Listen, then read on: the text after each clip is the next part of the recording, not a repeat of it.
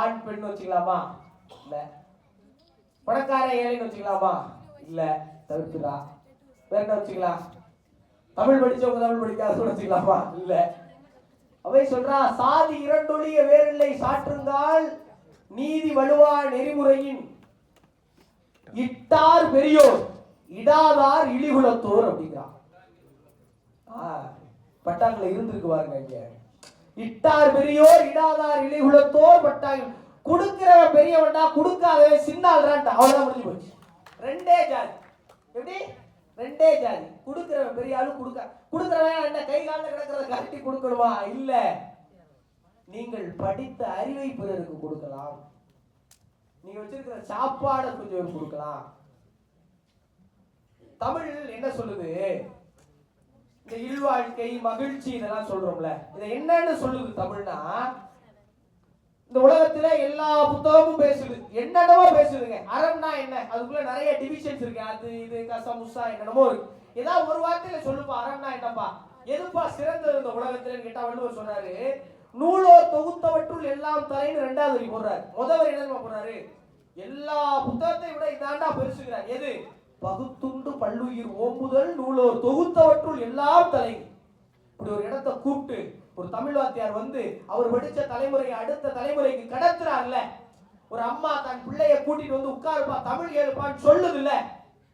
இதுதான் இட்டார் பெரியோர் இடாதார் இழிகுலத்தோர். உங்கள்கிட்ட இருக்கிறத நீங்க அடுத்த தலைமுறைக்கு எப்படி கொடுக்குறீங்க அப்படிங்கறதா இது.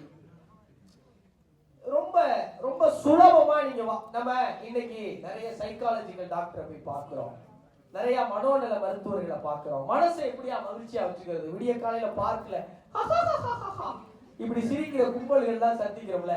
அவங்களுக்கு எல்லாம் என்ன இருக்கு? காசு பணம் வந்துருச்சு, எல்லாம் இருக்கு, வீடு இருக்கு, கார் இருக்கு, எல்லாம் இருக்கு. இந்த நிம்மதி எங்கேயோ இல்லாம போயிச்சப்பா, எங்க தேடுறதுன்னு தெரியல.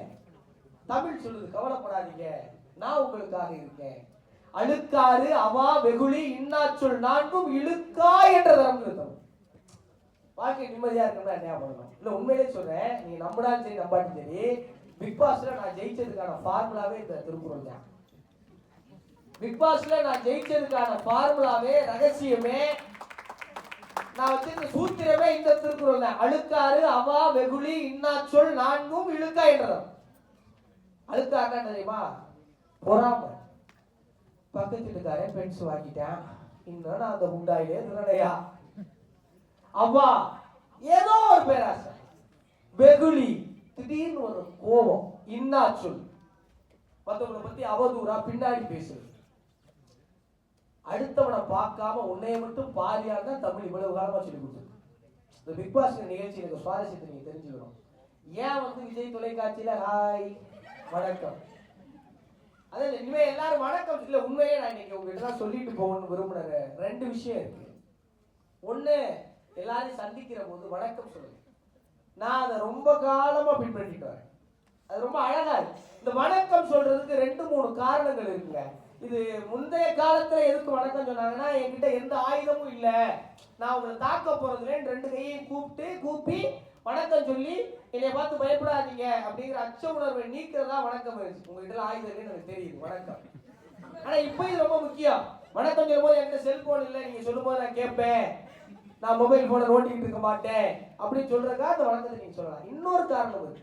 இந்த வழக்கையும் இடக்கையும் ஏதோ ஒரு இடத்துல நம்ம ஏற்றி இறக்கிறோம்ல, இந்த கைக்கு ஒரு சிறப்பு இருக்கியா, யார்கிட்டயாவது இடக்கையில கொடுத்து பாருங்க, எவ்வளவு திமிரு பத்தியா அவனுக்கு அப்படிப்பா. இந்த இடக்கையை கொடுத்து பாருங்க, ஏதோ ஒரு இடத்துல அதை இறக்கிறோம்ல, அது கிடையாதுங்க.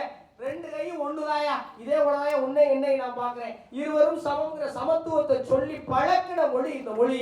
வணக்கம் சொல்ல உங்களால் தெரியும். ஹலோங்கிற வார்த்தைக்கு யாருக்கு அர்த்தம் தெரியும்? ஹலோங்கிற வார்த்தைக்கு யாருக்கு அர்த்தம் தெரியும்?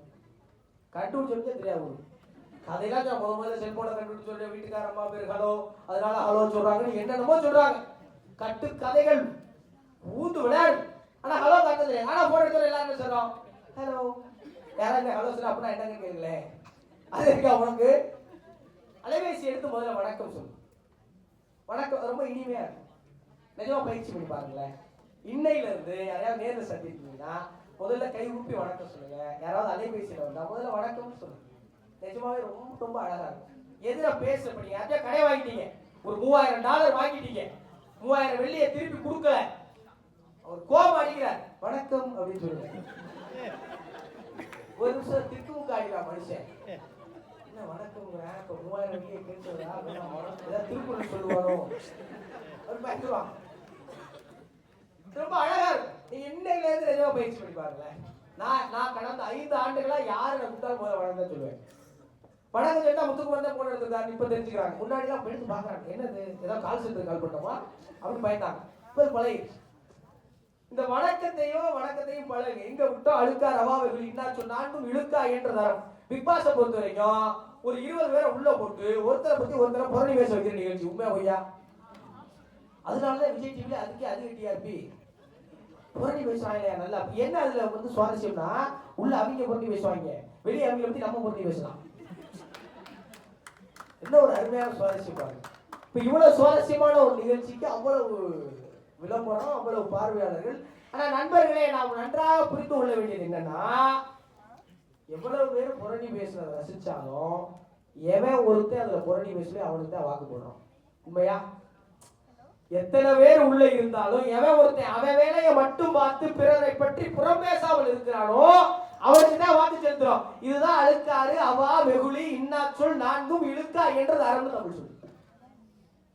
இது பிக் பாஸுக்கான பார்முலா மட்டும் கிடையாது, உங்க வாழ்க்கைக்கான பார்முலா.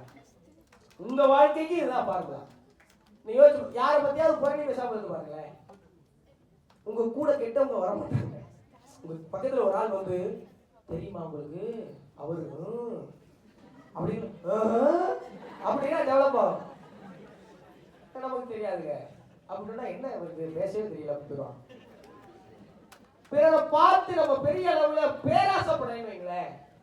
தேவையில்லாத ஓட்டம், நமக்கு என்ன தேவைங்கிறத மட்டும் தேட ஆரம்பிச்சோம் வைங்களேன், தேவையில்லாத ஓட்டம் குறைஞ்சு நிம்மதி இழக்கிறத விட்டுருவோம். வெகுளி.